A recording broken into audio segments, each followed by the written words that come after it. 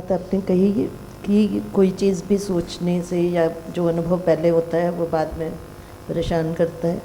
तो ऐसा मैंने कई बार देखा है कि जैसे कहीं गए और कोई चीज़ हमें नहीं पसंद आई, या कहीं पैर पड़ गया सपोजिंग किसी गंदी जगह, आप नहा लें, घर आ जाएं, सब कुछ साफ़ है, लेकिन ज़रा सा ख्याल आते ही बेचैनी होती है कि गंदा है कहीं कुछ, जबकि होता नहीं है, लेकिन वो लगने लगता है, फिर से लगता है नहा लेना चाहिए या कुछ करना चाहिए। तो ये चीज़ें तो मतलब हम लोगों के कोई भी चीज़ जो भी, मतलब मैंने तो एक एग्जांपल बताया, पर बहुत सारी चीज़ें जो हमको पकड़ लेती हैं तो वो उसका असर रिपीटेटिवली होता रहता है। As soon as you think about it, तो वो सजेशन जाते ही आप रिलेट करने लगते हैं उससे और वैसे ही होने लगता है।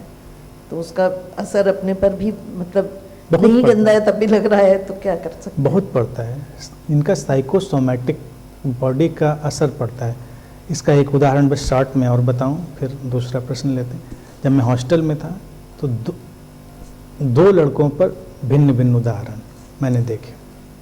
एक ही बात को दो लोग कैसे लेते हैं और उनकी अनुभूति में क्या फ़र्क पड़ता है। एक मेरा मित्र था, वो जैसे कासानोवा टाइप होते हैं वो उस टाइप का था, और उसका नेचर था, चलिए प्रोग्रामिंग वैसी थी, तो वो कहीं इधर फ्लर्ट कर रहा है, कहीं उधर फ्लर्ट कर रहा है। लड़के उससे रस्क भी बहुत करते थे, जेलसी भी बहुत करते थे, क्योंकि कोई किसी से दोस्ती करने की कोशिश कर रहा है लड़की से, वो कर ही नहीं पा रहा है, सक्सेस ही नहीं मिल पा रही उसको, वो जिससे चाहे उससे दोस्ती कर ले, और वो पूरा स्मार्ट, खुश, अच्छा, जैसे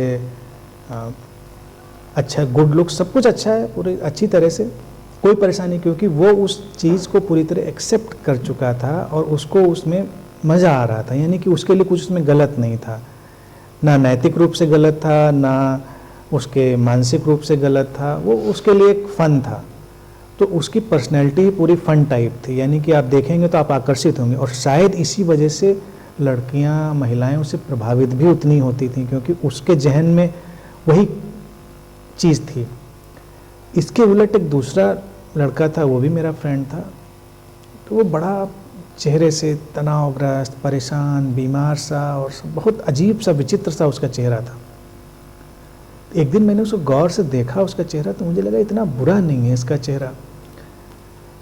तो मैंने उससे पूछा कि क्या तुम्हें तकलीफ़ है, तो उसने अपनी पुरानी फ़ोटो 5 साल पहले की मुझको ला के दिखाई। बिल्कुल सच्चा किस्सा, बड़ा स्मार्ट लड़का, हेल्दी, चेहरे पे ग्लो।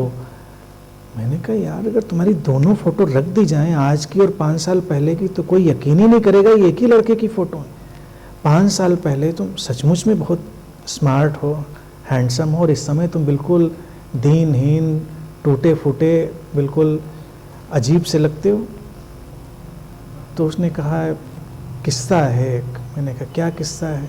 तो 5 साल पहले वो कहीं नेपाल घूमने गए, काठमांडू, वहाँ किसी लड़की से इन्वॉल्व हुए, और वो फिजिकली भी इन्वॉल्व हुए।